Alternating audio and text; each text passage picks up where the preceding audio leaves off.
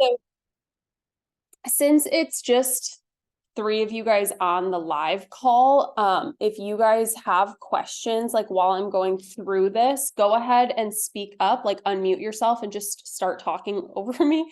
If you have questions while we go through this, and we'll just like keep it very like conversational based.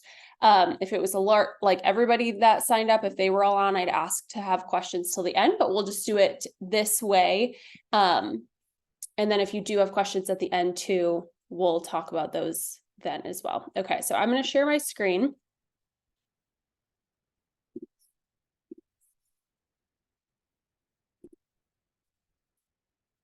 Alrighty, Rebecca, can you see, is it full screen on the presentation? Good, okay, cool. I'm going to move this down here. Alrighty, let's get started. So today I thought this was a fun title, Sex Ed for Adults. So part one, we're going to talk, oh, Kenz, do you have a question? I just wanted to know, just based on like how much for note taking, will we get the recording even if we're here? Yeah. Oh, okay, cool. Thank you. Yep, everyone's going to get it, don't worry.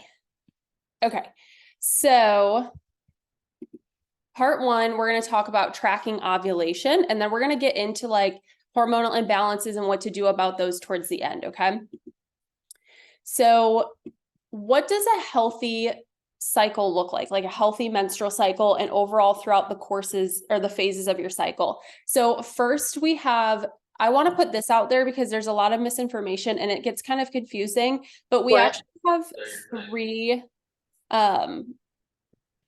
Riley, can you mute yourself? Okay, cool.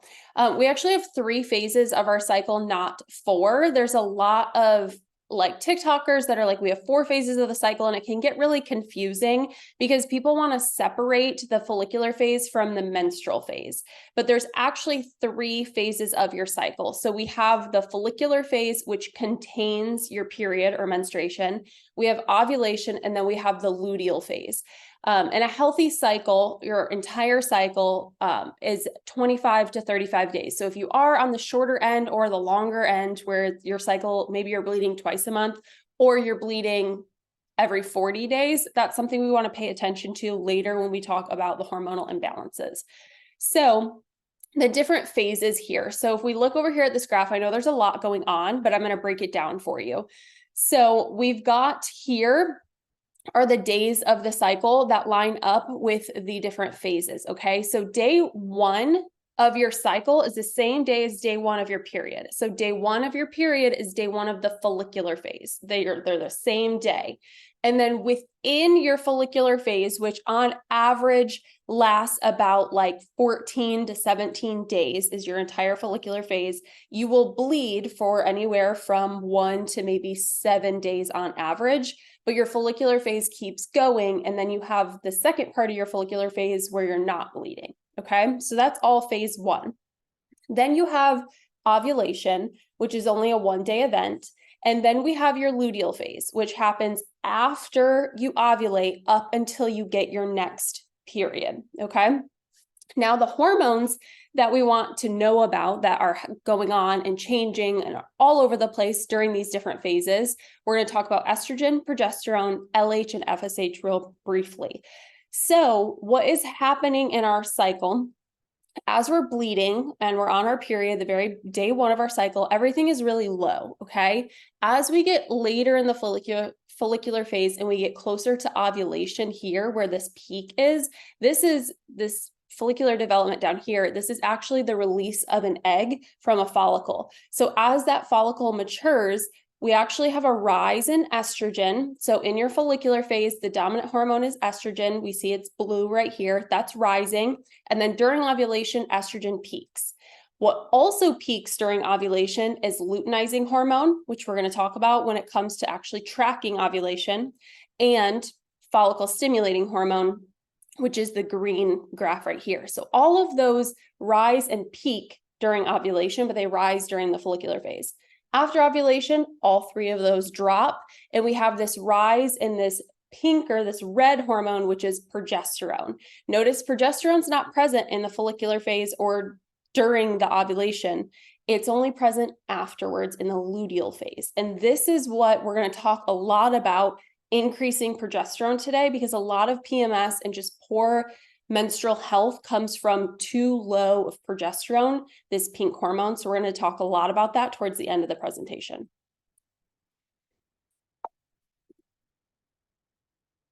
For anybody that is on birth control, that's live or that's going to watch this back, this is what your cycle looks like on birth control.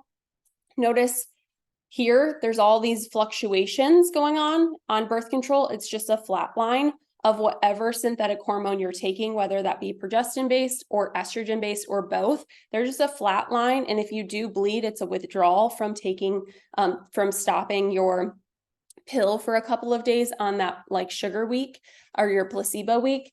This is the difference of what your cycles look like.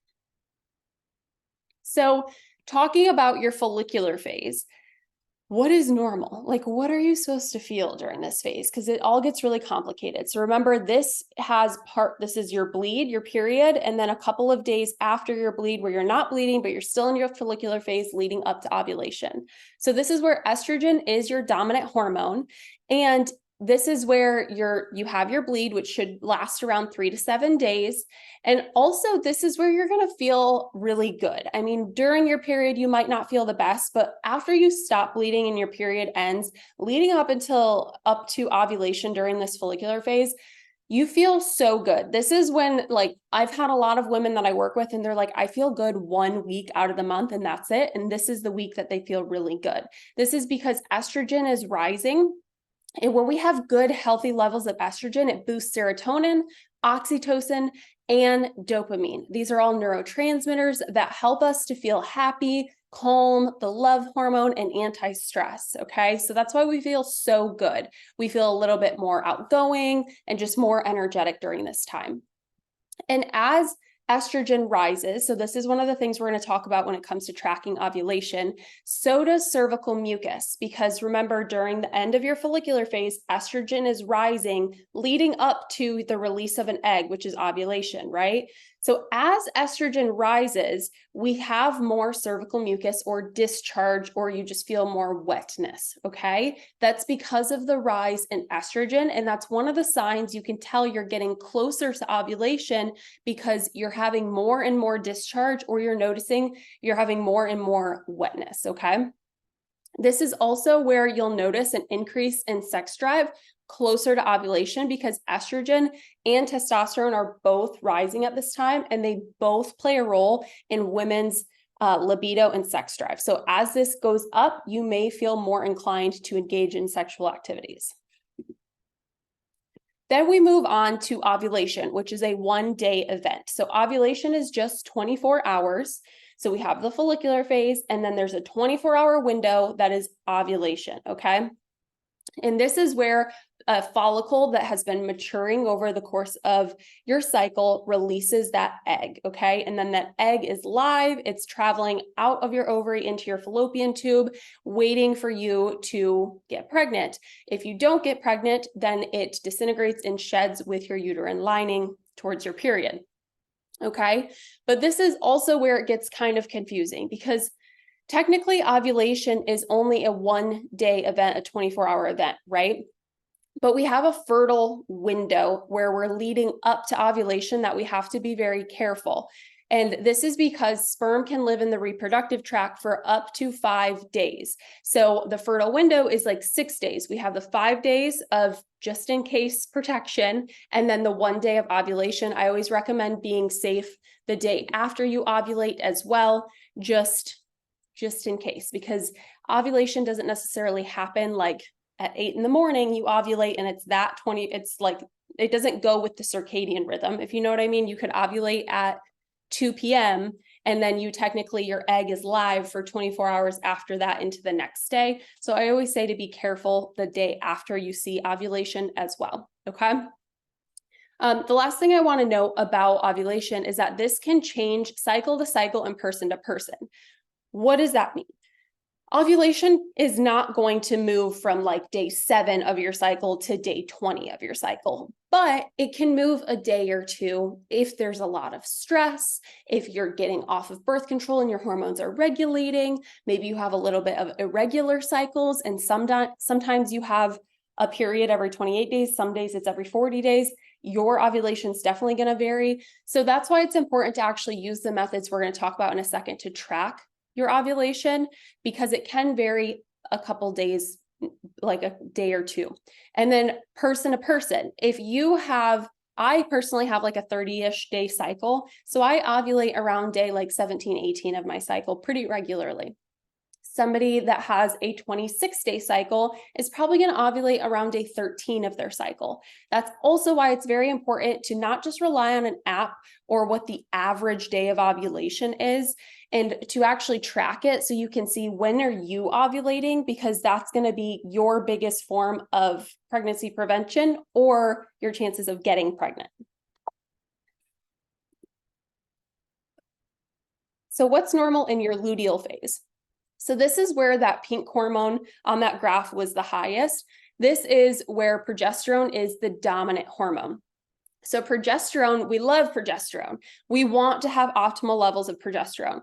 Progesterone is very anti-inflammatory, and it also has a heating effect on the body, meaning it increases your body temperature. So remember that for when we talk about tracking your basal body temperature, okay?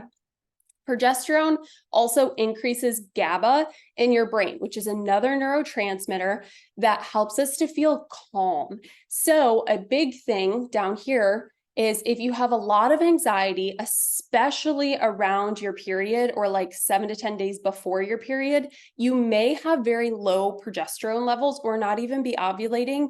And that could be why you're having such an increase of anxiety, because we have a reduction in that GABA neurotransmitter that actually helps, is like anti-anxiety.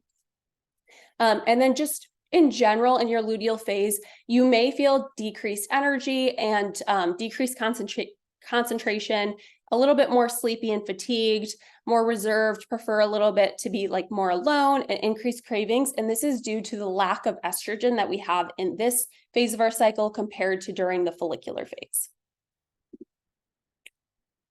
So now let's talk about how to actually track ovulation. And this is the slide everybody loves to look at, which is cervical mucus. Fun fact, I presented at a high school and they asked me to remove this slide, which I totally understand, but I was like, it's important. We all see it, right? So when you're tracking your cycle, your luteal phase, the second half where progesterone's the dominant hormone, this can only last a max of 16 days. So from the point that you ovulate up until you get your period, that can only last 16 days, okay? It can be shorter, but it cannot be longer, because when we ovulate, we release that egg, that follicle turns into a whole new gland called the corpus luteum that produces the progesterone. And if you do not get pregnant after 16 days, that corpus luteum disintegrates, okay? The average luteal phase is around 13 days. And once you start having a luteal phase that's less than like 11 days long, that is something to look into and could be very low progesterone levels, not letting you hold a full lengthy luteal phase, okay? So like I kind of mentioned earlier, the longer your cycles, the later your ovulation is going to be. The shorter your cycle, the earlier in the month your ovulation is going to be. So now let's look at, what does this different cervical mucus mean? Because it does have a meaning. How do you track your basal body temperature, and how do you use LH test strips? So up here, I like to use this image just because it's like, it's like, I know it's graphic, but you all know what that is. Like, you all know, like, you're seeing this, right? So in the top left corner, when your cervical mucus or discharge is really tacky like this, and even into this second image where it's still kind of tacky, it's not very like loose and watery, this is where you're very early in your follicular phase. You may be in that 6-day fertile window we talked about where you need to start being careful, but you're probably in the very early stages of it. Then once you start seeing this, where it's like liquid egg whites, and potentially even just watery, where sometimes it just feels like you've got a waterfall going on all day, This is where you're very close to ovulation. You're very much in that 6-day ovulatory window. And you definitely, if you do not want to get pregnant, need to be careful. Or if you do want to get pregnant, this is like go time for you. So, and one other thing to mention is, and I kind of already touched on it, but your cervical mucus tells you when you lead up to ovulation. Same thing with these ovulation test strips. A big misunderstanding with ovulation test strips is women think that because they got a positive ovulation test strip, which is just measuring luteinizing hormone, they assume that they ovulated. That's not the case. Luteinizing hormone peaks, which tells your ovary to release an egg. Okay. It's not confirming you did ovulate. It's telling you you're about to ovulate. Okay. And it is possible to have a peak in LH or a positive ovulation test strip and then not actually ovulate. So these measure luteinizing hormone. And when luteinizing hormone peaks, it means that you're most likely going to ovulate in the next 36 hours. It could be in the next hour, or it could be in 36 hours from that positive test. So when you do these, there's going to be a control line. It is a pee test. So you're going to get like a cup, you're going to pee in it and then dip the stick in it. And I recommend doing it that way versus actually peeing on the stick for accuracy. You also want to try to do this. Technically, the best time to do it is your second pee of the day. Women are busy. We're busy. We're CEOs. We're mothers. We're in school. We're doing all the things. We don't have time to like be at home and do that on our second pee of the day. So just do it. Okay. Just try to get it done. Okay. So when you do your test, your first line or your top line is going to be your control line. So this is going to show up as a bold red line. And then when you test your urine, you're going to see it. If you're really far away from ovulation, you might see nothing, or you might see a very faint red line or pink line. This means that you're getting closer to ovulation. But when you see two double bold lines like this, that means that is your peak. You're about to ovulate in the next 36 hours. So you need to be very careful and pay attention with what your goals are. Okay. Any questions before we move on about LH test strips, or do we have the gist of that? I know it's kind of complicated. All good? Okay, so then we have your basal body temperature. So this is what tells you after you ovulate. So we had cervical mucus and we had your LH test strip tell us when we're about to ovulate. This is what confirms you did ovulate, okay? So remember, I talked about earlier in the luteal phase, progesterone has a heating effect on the body. So after you ovulate, when you take your temperature will slightly increase and it will remain elevated until you're about to get your period, when progesterone starts dropping and your temperature starts going down again.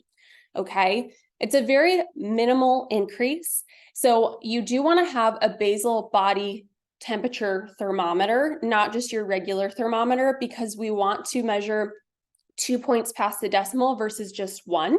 They're very cheap on Amazon. You can get a basic one for like $15 or less. So if you look over here at this graph, this was from an Ava bracelet, like a wrist. I used to sleep with one on my wrist that would track my temperature throughout the night.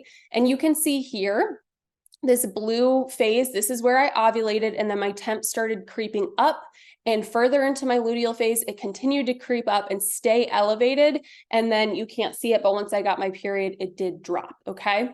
So you want to do this first thing in the morning before you get out of bed.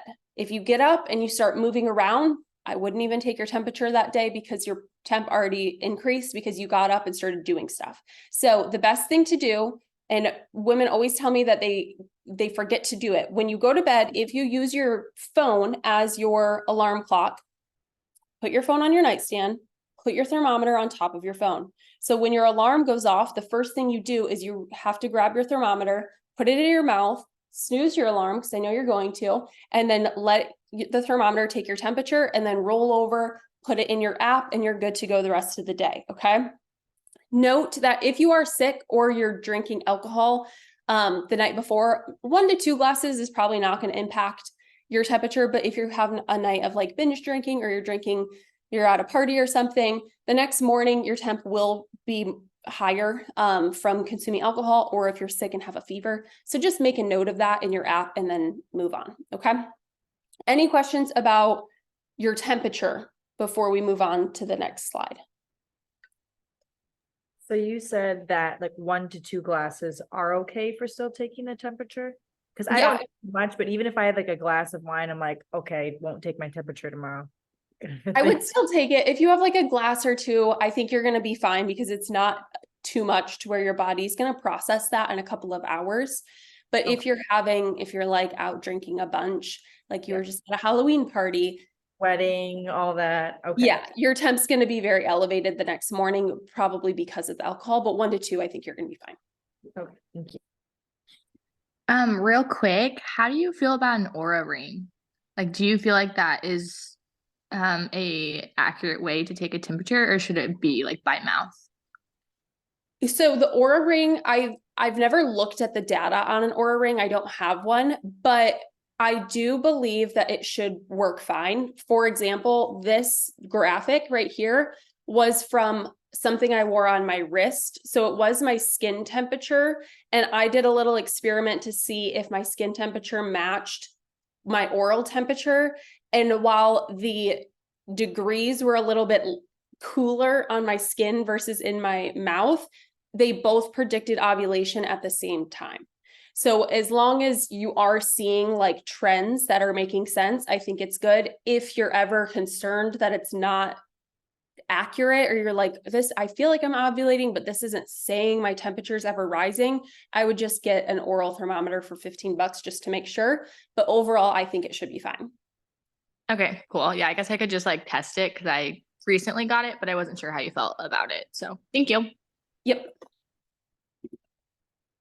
So I do have 2 examples here just to show you the combination of LH peaking and temperature peaking to kind of show you what a graph would look like. So here we have the days of the month, and then below that we have the cycle day. So in purple, it's the cycle day.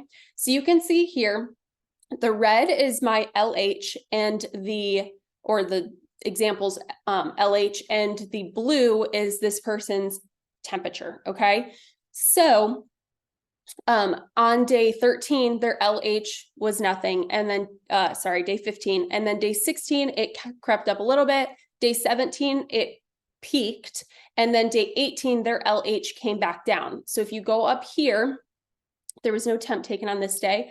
But then day 18, their temp is at baseline, and then it peaks the next day and remains above their baseline, okay? So this is the day their LH peaked, and then this is the day that their temperature peaked. So they most likely ovulated right here in the middle, which would be cycle day 18, okay? Here's another example. So this person, their LH, what day 15, it was low, day 16, it peaked, and then it came back down on day 17. You can see here their temperature was kind of like right there and at baseline. It was at baseline the day after it peaked, and then the following day it increased. So that means they most likely ovulated here on cycle day 17. They have a peak in LH. The next day is nothing. Remember, there's a 36-hour window, and then their temp peaked, and your temp is going to peak the morning after you ovulated. So then you can conclude that ovulation happened the day in between, okay? All right, any questions about how to track ovulation before we go into signs of hormonal imbalances and habits and things to do to fix hormonal imbalances? Good, cool. All righty, so I'm gonna roll through a couple slides with different symptoms that correlate to different hormone issues, and then we'll talk about individually what to do. So estrogen dominance is probably one of the most common things that I see, especially in women that are very stressed and in women that are that recently got off birth control. Estrogen dominance is, you also don't have to have ever been on birth control to experience estrogen dominance. So symptoms would be chronic bloating. Also, a lot of bloating during ovulation is a big sign. Constipation. So constipation looks like either not having a bowel movement daily or having rabbit poops. So even if you're going every single day, but it's just itty bitty little pebbles, that means that you're probably experiencing constipation. We should be having like a full snake-shaped bowel movement every single day. If you're feeling very irritable or experience mood swings where you're like very hot and cold, like you're crying one minute and then you're super happy the next, or you're very quick to anger, this could be a sign of estrogen dominance. Talking about your actual periods, if they're very heavy, like you're going through multiple super tampons a day, they're very long and you're bleeding for like 7 to 10 days, or they're very painful. You're having a lot of cramping. You're having a lot of migraines, headaches, back pain, jawline acne around your period. Those are all signs of estrogen dominance. If you've gained weight or have difficulty losing weight for no apparent reason, like your diet hasn't changed, your lifestyle hasn't changed, but you're gaining all this weight, or you're having a really hard time losing it, especially in your midsection, that could be a sign. If you have or did ever have fibroids, migraines, and headaches, that was supposed to say especially around your period. I guess I forgot where I was going with that. Brain fog, if you've ever had your gallbladder removed and no longer have a gallbladder, or have had gallbladder issues like gallstones, and then feeling crampy around ovulation. Those are all signs of estrogen dominance. And then on the flip side, we have progesterone. So think of estrogen and progesterone as yin and yang. They balance each other out. Estrogen is a growth hormone, so it kind of builds things up, but too much of a good thing is not always a good thing. So if we have way too much and we don't have enough progesterone to come in and kind of like balance estrogen out and calm estrogen down, then we start to see a lot of these symptoms where we have PMS 7 to 10 days before your period, like your whole luteal phase, you just feel crazy. You've got headaches and migraines around your period, especially the mood issues. Like if you've ever been diagnosed with PMDD or have a lot of anxiety in your luteal phase, I'm looking at progesterone. If you have multiple days of spotting before your period starts, I'm talking like for 3 to 5 days, you're spotting before you even start your period, and then you have a full period, it could be a sign of low progesterone. If you're feeling agitated, irritated, or very emotional before your period, if you have a history of first trimester miscarriages or are having difficulty trying to conceive, we want to look at progesterone because it's very important to become pregnant and hold the pregnancy. Progesterone is very important in that. And then if you're having very short luteal phases, so if they're under like 11 days long, we want to look at your progesterone levels. High androgens. So androgens are our male dominant hormones. We still have them as women, but just not to the extent of males. For example, males have, I think the lower end of testosterone in males is around a 400. The high end of testosterone in women is around like a 40 to a 50. So we still have these and we still want these levels of hormones, but we don't want too much. And when we have PCOS, we tend to have too much. So when we have these really high androgens, we might see some symptoms like facial hair, or hair on your chest or hair on your abdomen. Think of hair where a biological male would have it, but you're a female experiencing it. That could be from high androgenic hormones. Having a lot of acne, oily skin, and oily hair are androgenic symptoms. Thinning of the hair on your head, especially by your crown, like up front here. Having a lot of skin tags. Feeling of depression and anxiety, having irregular cycles, so you'd never really know when you're going to get your period, if you've ever been diagnosed with PCOS, or you have unexplained difficulty trying to conceive, are all signs and symptoms of high androgen levels. Now, it's also very common getting off birth control to have low testosterone, and this can really play with women's mood and libido. So low sex drive, also seen with low estrogen, could be related to low testosterone. If you struggle with depression, mood swings, or cry just really easily out of nowhere, this could be related to low testosterone. If you have no motivation, like testosterone is kind of like gives us a zest for life and like we're super motivated. If you don't have that and you're struggling with that, but yet you have like a very happy life and you're like, I love my job, but for some reason I just am not motivated, it could be low testosterone. Now, if you are like, I hate my job, I don't know why I'm unmotivated, it may be your testosterone, but it also could be life in general. If you're feeling very tired or fatigued a lot of the days, if you have difficulty or are unable to orgasm during sex, that could be a sign. Cardiovascular symptoms, weight gain, anxiety and panic attacks, and if you're feeling extremely sore for several days after activity or exercise. So now let's go into habits for healing. So these are all things that you can do to help balance out your hormones. So maybe some of those hormonal issues resonated with you and you're like, I definitely feel like I have high estrogen, or I feel like I have low progesterone.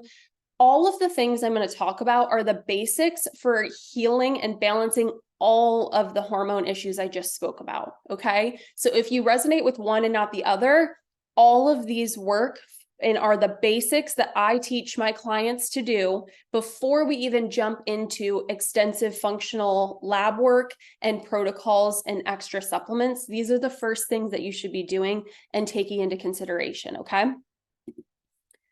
So first, the role of inflammation. Now, when we have a lot of inflammation in our body, this could stem from a lot of things like your diet, your lifestyle, your stress, poor sleep, your environment. This causes a chain reaction in our body. So when it comes to hormonal imbalances, our hormones don't just like go out of balance for no reason. Your estrogen doesn't just like go super high just because, right? Our bodies are always trying to find homeostasis where we're in this balance. So we have to look upstream to other areas of our body. Part of that being your inflammatory response and how much inflammation you're holding, to why are our hormones out of balance? Because it's one thing to be like, okay, I have low progesterone, but another reason to be like, okay, why though? So the role of inflammation, if you have a lot of inflammation, this downregulates GABA. And we talked about how GABA helps us feel anti-anxiety and calm. Okay. So if this is going on, this can also impair your response to progesterone. So you may actually have normal levels of progesterone, but your body is not receiving the positive effects of that progesterone because of the amount of inflammation that produces different things called prostaglandins that cause a lot of inflammation around your cycle, and it can actually worsen PMS. So if you're someone you're like, I always feel it very inflamed, or like I have a lot of difficulty losing weight, I feel like my face is always puffy, this is something to address in order to help your hormones. When you have a lot of inflammation, this also interferes with estrogen detox and hypersensitizes you to estrogen. So we want to get estrogen out. We love estrogen, but we don't want too much of estrogen, because when we have too much, we have all of those symptoms of estrogen dominance. So there's a couple different reasons you might have too much estrogen. It might be because you're overproducing, but usually it's because you're producing normal amounts, but your body can't get it out. And so then it's just recirculating with the new estrogen your body is creating. So then you just have all of this excess estrogen floating through your body, and your body is struggling to get it out. Okay. So then this doubles down on the effects of estrogen dominance, and you feel even worse during your period and in your luteal phase. This can also lead to feeling really crampy, constipated, and having sharp pains during ovulation. So how do we reduce inflammation? Well, we reduce inflammation by, one, the foods that we're consuming. So this would be by lowering your alcohol consumption. Every drink of alcohol you have increases your estrogen in that moment, decreases your testosterone, and decreases your progesterone. I'm not saying you need to give up alcohol completely, but if you're struggling with you came to this for a reason because you're struggling with some of these hormonal imbalances, it's something to consider.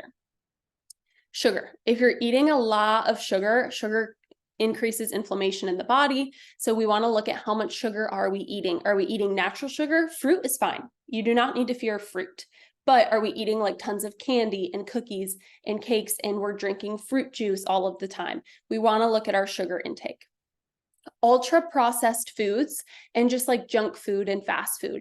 Are we eating fruits and vegetables and things that we actually have to prepare? Are we getting a lot of our foods from the fridge in the pantry? The fridge, or are we getting a lot of our foods from the pantry because they're shelf stable and filled with a bunch of preservatives and chemicals and dyes? and they're ultra processed things that can sit on the shelf for 3 years. Are those the foods we're eating, or are we eating the produce and the meats and the high quality dairies that are in the fridge? I have a question. Yes. So regarding like sugar, you said like fruit is totally fine. What about different like sweeteners that derive from fruit? Like I feel like date syrup is on the rise, or even just like maple syrup. I know a lot of people, instead of, if a recipe calls for sugar, they'll do that instead. Is that like, how do you feel like about that regarding? So I'm a big fan of honey and maple syrup. Mhm. Those are going to be a little bit better and better for your glycemic index versus like putting white cane sugar into something that you're making. I always bake with maple syrup instead of sugar. Yeah. But nonetheless, they are just simple carbohydrates. So if we're having just cups of maple syrup a day, that's not going to be great. But if Yeah. you're using that as like a sugar replacement for baking something, I think that's great versus using cane sugar. Yeah. And as far as ultra processed foods, what about like homemade bread? Like I can see like where Cheetos would be like, okay. Yeah. But then like if somebody, like my family makes a lot of homemade sourdough bread. And it's like Right. we know all of the ingredients into it, but then Mhm. flour is obviously very refined. So like how do you feel about like homemade breads and stuff? I think homemade bread is fabulous. Sourdough is actually one of the best types of breads that you can have, especially if you're making it homemade because of the fermentation process. It can actually be very beneficial for your gut because of the fermentation in sourdough, and it actually has the least amount of gluten in it versus any other like store-bought bread. Some things are going to require like processing, and that's why I put the word ultra, because just like you said, Cheetos versus homemade sourdough bread. Yeah. This is a lot better for you than this is. So Yeah. just using your distinction, like, okay, sourdough bread, that's going to get moldy and go bad in a week. Yeah. And Cheetos. even like some of the things that I would make that aren't fermented, like homemade tortillas with like Yeah. 4 ingredients. That's Fabulous. better for stuff like that. Yes, Okay. that's fabulous. You don't have to like only eat fruits and vegetables. Like you can make I have the Siete brand tortilla chips like every other day. You just want to look at the ingredients in your food. So even if you're buying something that is processed or you're making it yourself, the ingredients matter. So the less ingredients is usually going to be the better. And you want to make sure that you understand what those ingredients are. Like if it has like the end of the ingredient list, you don't know how to pronounce half of the words, it's probably because they're not natural occurring food ingredients. That makes sense. I just didn't know as far as the gluten route like went, because I know that sometimes that can be like really like back and forth with some stuff like that. I think gluten is a case by case basis. If you're sensitive to gluten, you should remove it. But if you're not, then the way you're doing it is great. Okay, thank you. Yeah. Okay, so then getting back to reducing inflammation. So of course, like not having fast food and trying to cook most of your meals at home. If you're going to go out to eat, like you're going to go out to eat. I want you to enjoy that. I do that myself too. But most of your meals should be made at home. And then of course, cooking with, we want to put cooking with inflammatory oils. We don't want to cook with inflammatory oils. We want to cook with non-inflammatory oils. So cooking mostly with your like olive, coconut, or avocado oil versus a vegetable or like a soybean oil. The other way to reduce inflammation is exercise according to your cycle. And what I mean by this is it doesn't have to be this like extensive plan of during my follicular phase, I do this type of exercise, and during ovulation, I do this, and when I'm PMSing, I do this, but just listening to your body and where you're at in your cycle.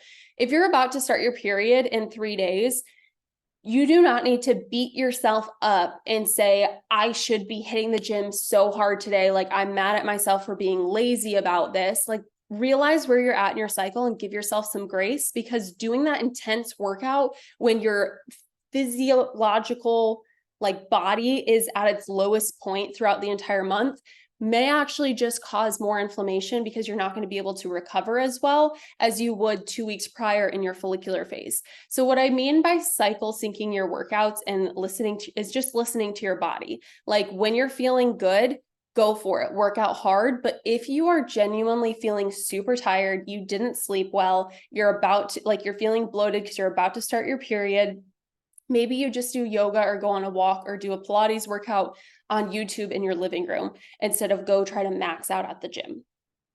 And then, of course, getting more quality sleep. So this looks like morning sunlight, nighttime lighting, nighttime routine. And what I mean by that is your circadian rhythm can actually shift itself when you get up and go outside and get sunlight directly in your eyes within the first 30 minutes to an hour of waking up in the morning. So if you're somebody that really struggles to fall asleep at night, I recommend when you wake up, go right to the window. If you can't go outside, I know it's cold where some of you guys live now, but open the window and get bright light in your eyes within the first 30 minutes of waking up, and it will help your body to sync to the rhythm of the sun so that you can actually balance your circadian rhythm and start going to bed a little bit earlier and waking up a little bit earlier. This also, nighttime lighting is really important for this. So dimming the lights at night and not having all of your overhead lights on when you're getting closer to bed. So around like 6, 7 o'clock at night, you're starting to wind down, you want to start getting like ready for bed, turn on the lamps, shut off the overhead light, put on your blue light blocker glasses so that you're not seeing a bunch of blue light. This will help reset your circadian rhythm. So your body is like, it's getting darker out. That means the sun's going down. That means it's time for bed soon. The role of bowel movements, everybody's favorite topic. So constipation plays a huge role in estrogen detox and the health of your estrogen levels. Like I mentioned earlier, if we can't get estrogen out or detox estrogen effectively, it's going to cause a lot of estrogen dominant symptoms, which are not fun. It's all the PMS and all of that. So if you're struggling to have a bowel movement daily, or you're not having a large snake shape, or just kind of having those like rabbit pebbles every single day, that's an issue, because what we can't get out, our body recirculates, and it actually will hold toxins and excess hormones like estrogen in our fat cells. So we can actually see things like more cellulite when we struggle to go to the bathroom regularly, because we're recirculating toxins and excess hormones and storing them in our fat cells. Okay, so how do we improve upon this? One is making sure you're eating enough food. I've had a lot of women I've worked with in the past where they struggle with constipation, and then I have them track their food for 7 days and they're eating like 1,000 to 1,300 calories. We work their calories up to like 17 to 2,000 and they start having a bowel movement every day. So sometimes it's just a matter of you're not eating enough food to have regular healthy bowel movements. The next one would be fiber.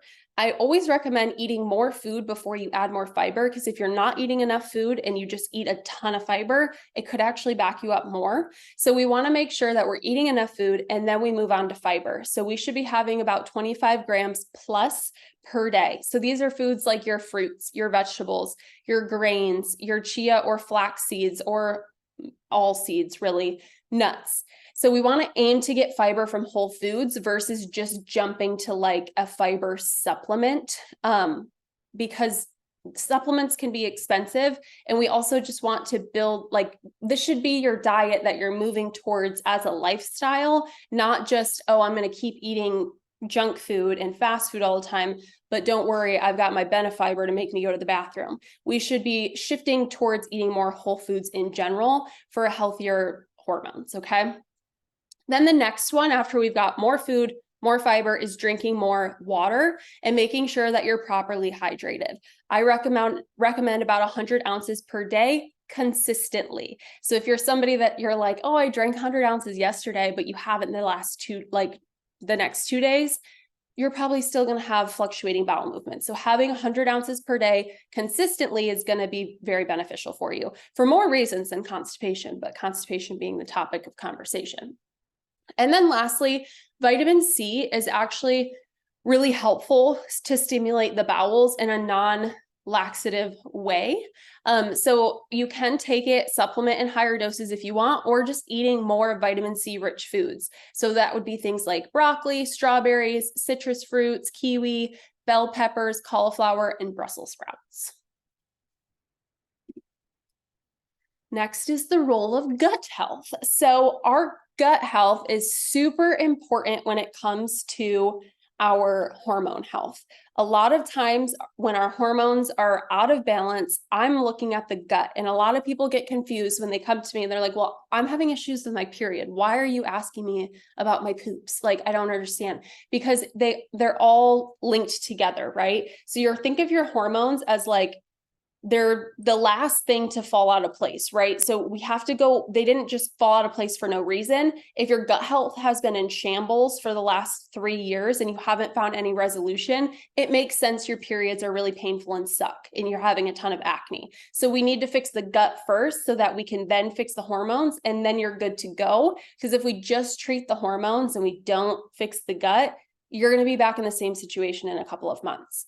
So paying attention to, are you somebody that has a lot of bloating? Do you have a lot of gas, acne? Do you have skin conditions like rosacea, eczema, or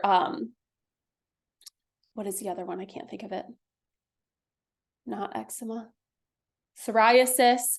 Do you have poor mental health, diarrhea, constipation, poor body odor, poor sleep, acid reflux, allergies, asthma? Those are all things that pertain to your gut health. Like, we shouldn't be suffering with all of those symptoms every single day. It's beyond the scope and the time frame of this webinar to talk about fixing your gut health. Maybe I'll do another webinar at another time. But if you're somebody that you've got a lot of those gut issues, you need to work on figuring those out in order to get to the root cause of your hormonal imbalance. And it's way more than taking a greens powder and a probiotic, I promise you. So when it comes to gut health, some other questions to just think about is candida and mold, because both of those they're fungus and they love estrogen. They're very estrogenic. So if you're somebody that has a lot of estrogen dominance or even low progesterone, I want you to think about, did you grow up in a moldy home or a home that had a lot of water damage? Maybe that's your current situation. You're living in an apartment and your apartment has water damage. That is something that you're breathing that in, and that can colonize in the gut, causing a lot of gut issues and excess estrogen. Okay. Do you find yourself having a lot of yeast infections, itchy skin, lots of allergies, lots of food sensitivities, chemical or like fragrance sensitivities, or even medical, like medicine allergies? Those are signs that there could be candida or mold within your system that's causing your hormones to be in the place that they're at. Okay. All right, the role of stress in the nervous system. So this is where I think a lot of people could work on this just at home. Super easy to work on, because high cortisol equals lower progesterone. We all know cortisol is one of our stress hormones, right? One of our main stress hormones. I want you to think of cortisol and progesterone as siblings. Cortisol is like the big brother and progesterone is like the little sister. If there's an argument, who's going to win? It's going to be the big brother. He's going to like pummel the little sister, right? So when there's too much stress going on, progesterone is going to lose. Meaning when we have our luteal phase, we're going to have lower progesterone. This can be reflective of that month or even months before. So your cycle right now, like if you're experiencing a lot of PMS right now, it could be because 3 months ago you had an insane amount of stress. Like if you were super stressed all summer, I wouldn't be surprised if your periods right now are really painful and you've got low progesterone going on right now. So one of the easiest ways you can increase your progesterone is by decreasing your cortisol levels, okay? Higher cortisol also equates to lower libido and lower testosterone. So some things that you can do at home every single day to work on lowering your cortisol is your blood sugar balance. This would be eating breakfast and not skipping meals, and eating your every meal 3 to 4 hours later, and making sure that your meals have a protein, a fat, a carb, and a fiber. So we don't want to be having meals like every 6 or 7 hours. Like maybe you're somebody that you start your day, you have coffee, and then you don't have your first meal until like noon, and then you don't eat again until like 7 p.m. Your blood sugar is probably on a roller coaster all day long, because when your blood sugar gets too low from not eating, then your body releases cortisol to increase your blood sugar that is stored in your body, because your brain needs fuel from your blood sugar. and then you eat a meal and then it spikes it even more, and then you don't eat for like 8 hours and it drops really low, and then you eat a meal and it goes up really high. So having these crazy spikes and drops in your blood sugar is one quick and easy way to have really high cortisol levels. So making sure you're eating breakfast, your meals are balanced with, we don't want to have just carbs. We want to make sure that if we're eating a carb, we have a protein and a fat to balance out the blood sugar that is going to be a result of eating said carb. And you want to make sure you're eating every 3 to 4 hours to keep your blood sugar stable. That also comes with, on the flip side of the coin, we do want to have that 3 to 4 hours between our meals. We don't want to be just like grazing all day long or snacking a little bit all day long, because that can also keep your blood sugar too high and never give your body a chance to shuttle that blood sugar into the cells. So it's a happy balance of making sure you're eating your meals, but not eating like every 30 minutes, okay? So then there's the mental emotional component of stress. So this is where I want to like ask you, what practices do you have in your arsenal to help decrease the stress load you have or the anxiety that you're experiencing? Do you have meditation practices? Do you ever go treat yourself to a massage? Do you do yoga? Are you going to therapy? Are you having fun? Like, when's the last time that you went and had fun with your friends and laughed? Or are you just sitting at home, like very miserable with your stress all the time and you don't feel worthy of having fun? Do you have breath work techniques? Are you doing proper breathing? These are all things that I want you to consider working on and starting building into your life, because your nervous system plays a huge role into your hormones and into your stress. So while it doesn't seem like it's directly connected to your sex hormones of estrogen and progesterone, the amount of stress and anxiety you hold every single day and you don't work through, the more your sex hormones are going to be impacted because of the metabolic process of how we create our hormones. Cortisol will always beat out progesterone. So increasing your breath work, your meditation, going to therapy if you need to, but also some of the self-care that I'm talking about just means folks, maybe it's just starting with eating healthy meals and not skipping meals. Maybe you can't focus on the meditation and the breath work yet, but you need to focus on just your eating habits. That means like bathing and getting ready every day, right? And not letting yourself just sit in the sulk all the time. Going to bed on time and asking for help. So these are some of the biggest things to help increase your progesterone, is doing things to help yourself to reduce your cortisol levels. And then finding the root cause of your stressors. So do you live in a go-go lifestyle? Like, is your life set up to where it's very go, go, go all of the time? Do you need to work in some more like rest time and some relaxation time? Do you need to work on your belief system that you're allowed to relax just because, and you don't need a reason or validation to relax? Do you bring work home with you? How's your gut health? Are you someone that's over exercising and then you're not nourishing your body with enough food, protein, sleep, and water? All things to pay attention to find the root cause of your high cortisol that's stressing out your hormones. I know we're coming up on time, but I think we just have one more slide.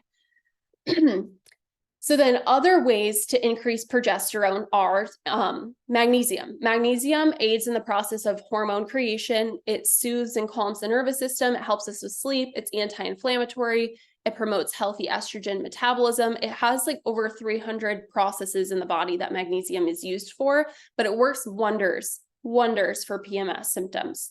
So food sources that you can get more magnesium in are dark chocolate. I'm talking actual dark chocolate, avocado, eggs, sweet potatoes, almonds, cashews, Brazil nuts, and salmon are all good sources of magnesium.